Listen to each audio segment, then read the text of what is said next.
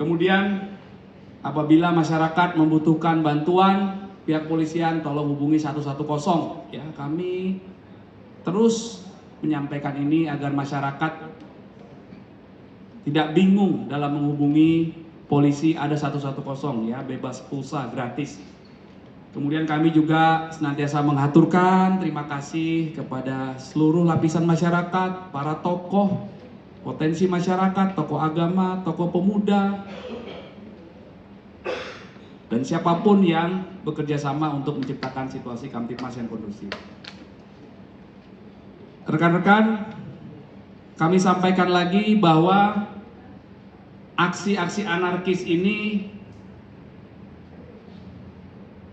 dimonitor oleh Polda Metro Jaya diawali tanggal 25 Agustus 2025.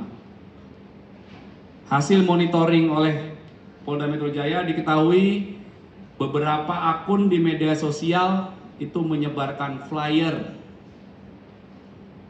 kemudian menyiarkan secara langsung atau live melalui beberapa akun media sosial yang berisi ajakan anarkis. Hal ini memancing sebagian masyarakat, khususnya pelajar atau anak-anak sekolah untuk datang ke sekitar gedung DPR MPR RI, sehingga terjadi beberapa peristiwa anarkis.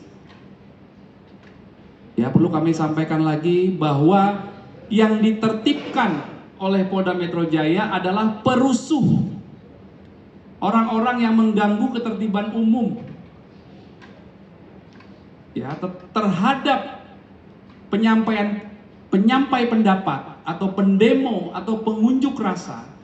Itu dilakukan pelayanan pengamanan penyampaian pendapat tersebut.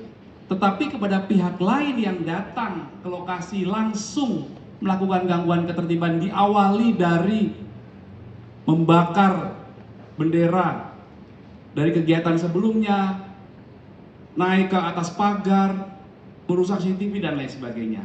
Ya, jadi tindakan-tindakan anarkis itu antara lain vandalisme ya, mencoret-coret fasilitas umum, kemudian pembakaran kendaraan, pengerusakan kendaraan, pengerusakan pagar, pengerusakan CCTV di depan gedung DPR MPR RI, kemudian pengerusakan separator busway, kemudian pengerusakan beberapa fasilitas umum, pembakaran halte bus TJ, kemudian pengerusakan fasilitas atau bangunan-bangunan kepolisian. Kemudian aksi anarkis ini juga melakukan atau diwujudkan dalam bentuk menutup jalan tol. Ya. Dan juga beberapa peristiwa penjarahan di beberapa kota yang terjadi, beberapa daerah di wilayah hukum Polda Metro Jaya, di mana rangkaian peristiwa anarkis ini terjadi dari tanggal 25 sampai tanggal 31. Kemudian apa upaya yang dilakukan oleh Polda Metro Jaya saat menangani peristiwa anarkis tersebut? Itu diawali dengan imbauan-imbauan ya oleh semua petugas kami di lapangan kepada para pihak yang ingin merusuh ini, diimbau dulu. Kemudian akhirnya dilakukan upaya-upaya pengamanan. Ya, diamankan ada 1.240 yang diamankan, 611 diantaranya dewasa dan 629 diantaranya anak-anak. Jadi mayoritas itu anak-anak, rekan-rekan. Ya, kami sudah jelaskan saat itu di lokasi di sekitar gedung DPR MPR RI, jam 8.30 pagi hari kedua pelaksanaan kegiatan pengamanan itu sudah diamankan 120 sekian pelajar yang berangkat dari Indramayu, dari Cirebon, dari Purwakarta, dari Cianjur, dari Serang, dari Bekasi, dari Depok, yang tujuannya adalah ingin ikut melakukan kegiatan di depan DPR MPR RI karena hasutan atau ajakan dari medsos, dan sebagian diajak oleh teman-temannya yang mengikuti hasutan tersebut dengan membawa barang-barang, ada yang membawa barang-barang yang berbahaya seperti yang rekan-rekan saksikan di depan kita ini. Ada bambu, ada busur panah ya, kemudian ada bom molotov, ada stick golf, mengambil batu di sekitar. Ya, inilah yang dilakukan, senantiasa diawali dengan imbauan-imbauan persuasif hingga akhirnya ditertibkan, diamankan. Khususnya anak diamankan untuk dicegah, dilindungi dia supaya tidak berada pada tujuan akhirnya, yaitu sekitar gedung DPR MPR RI, karena di situ daerah yang tidak aman buat anak. Ya, ini merupakan upaya Polda Metro Jaya memberikan perlindungan kepada masyarakat, rekan-rekan.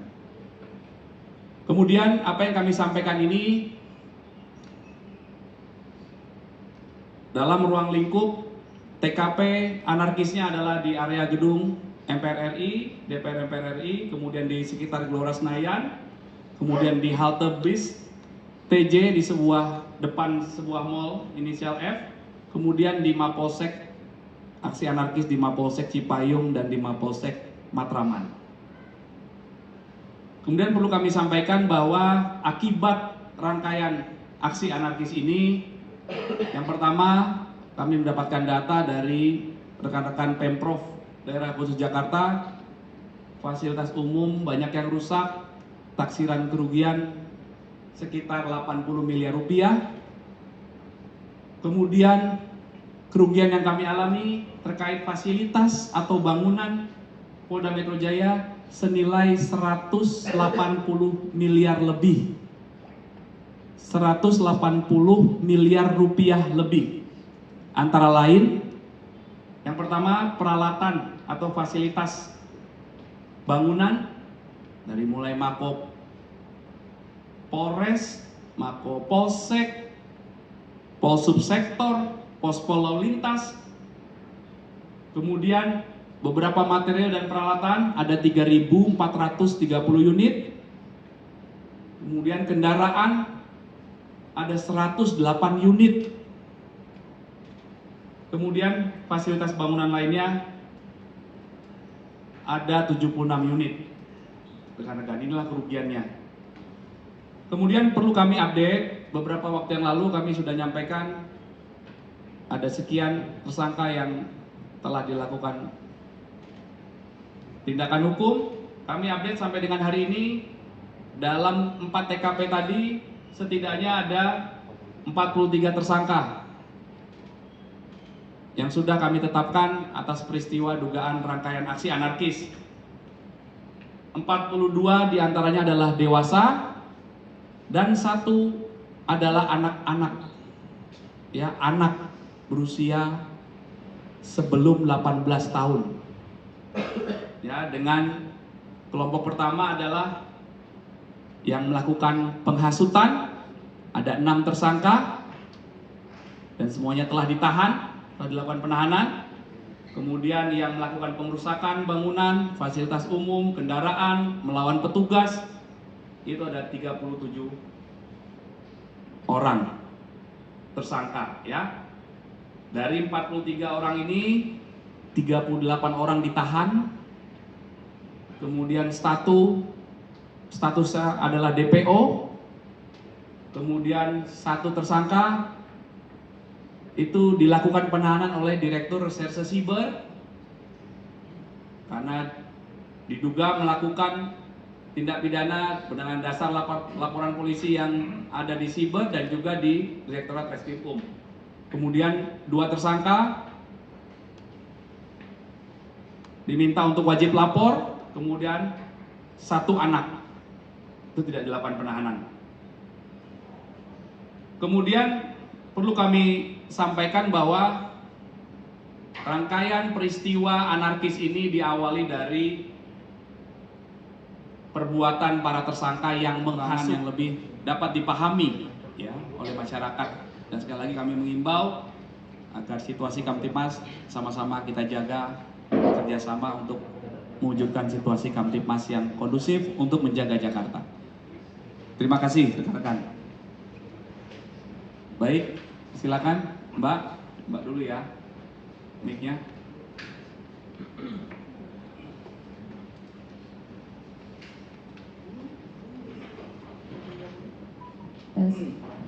Halo, selamat malam Pak Kabid. Saya Nabila dari Tempo mau minta penegasan pencerahan Pak. Nah kan ada orang-orang yang ditetapkan sebagai tersangka atas dugaan menghasut pelajar ya. Lalu ada ratusan pelajar yang ditangkap karena terhasut untuk melakukan aksi anarkis gitu ya. Nah itu bagaimana cara penyidik membuktikan bahwa keduanya benar-benar terkait Pak? Apakah ratusan pelajar itu sudah ditanyakan satu-satu gitu? Dan bisa dipastikan mereka benar-benar terhasut dari akun-akun milik terduga penghasut, misalnya dari akun Lokataru, Blog Politik Pelajar, dan lain-lain. Itu apakah bisa benar-benar dipastikan Pak? Mohon pencerahannya. Iya, Pak Wadir yang jawab. Satu-satu ya. Terima kasih. Mohon maaf sebelumnya kami coba luruskan tentang diksi atau narasi karena ini sangat penting Mbak, agar penyampaian informasi kepada masyarakat tidak dimaknai sebagai satu hal yang berbeda.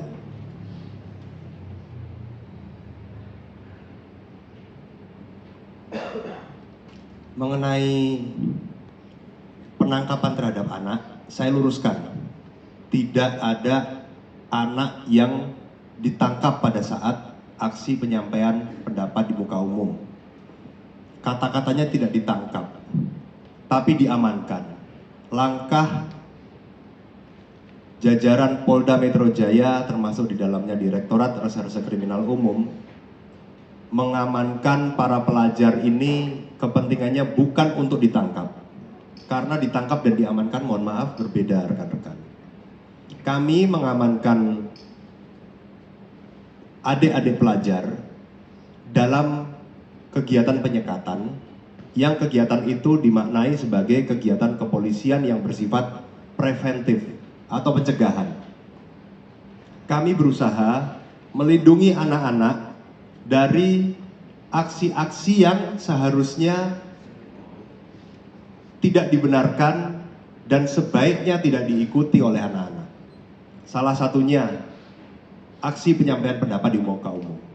Dari sudut pandang aturan sudah dijelaskan bahwa anak-anak memang tidak diperbolehkan. Lalu di dalam upaya mengamankan itu, kami juga memberikan perlindungan yang maksimal kepada anak-anak. Terhadap anak-anak yang kami temukan di area penyekatan sekitaran gedung DPR MPR sejak tanggal 25 dan tanggal 28 Agustus 2025 khususnya, itu kami bawa ke Mapolda Metro Jaya. Kami ingin mendalami bagaimana proses anak-anak ini bisa bergerak atau bisa tergerak untuk menuju ke DPR RI. Logikanya sangat mudah. Tanggal 25 Agustus dan tanggal 28 Agustus bukan hari libur sekolah.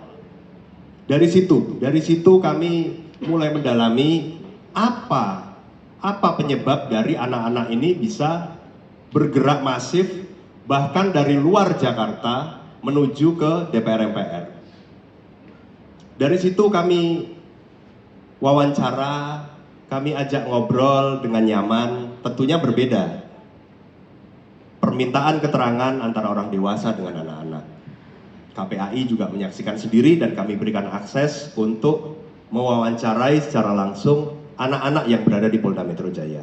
Dari situ kami melihat bahwa rangkaian penyelidikan, rangkaian pengumpulan informasi yang dilakukan oleh Direktorat Intelijen, Direktorat Reserse Kriminal Umum, Direktorat Reserse Siber Polda Metro Jaya memiliki pola kesamaan yang sama.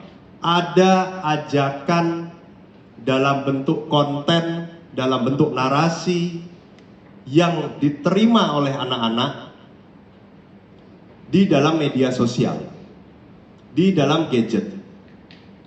Dari situ kami perdalam kembali.